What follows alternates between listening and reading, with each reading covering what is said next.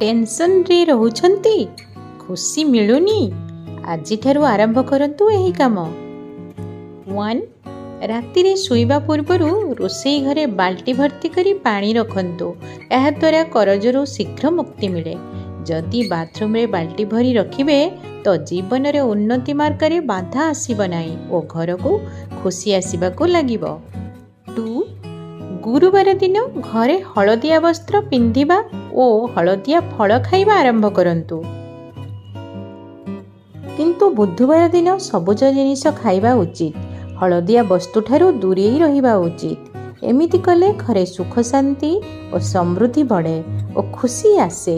सब प्रकार समस्या दूर हुए। 3 मासरे थरे कौनसी दिन मिश्री युक्त खीरी निश्चय बनैबा उचित और एहाकू परिवारर सबु सदस्य एकाठी मिसी खाइबा उचित। सेही खीरी को वयस्क महिला को दियंतु। एहा द्वारा माँ लक्ष्मी को कृपा शीघ्र मिली थाए। घरे खुशी वृद्धि हुए। 4 सूर्यास्त समय रे काहाकू क्षीर दही और पियाज दियंतु नाही। एहा द्वारा घरर उन्नति रे बाधा आसे। घरर छात उपरे केबे भी शस्य किंबा बिछड़ा जिनिस धुअंतु नाही किंतु छात उपरे एसबु सुखाई पारिबे। 5 राति रे भूल रे भी ऐंठा बासन घरे रखंतु नाही। एमिति कले घरर क्षति हुए। ध्यान रखंतु जेबे पूरा परिवार बाहर को जीवार थिबो केबे भी एका सहित समस्ते न बारंतु। आग पछ होई जांतु। एहा द्वारा घरर जस वृद्धि हुए।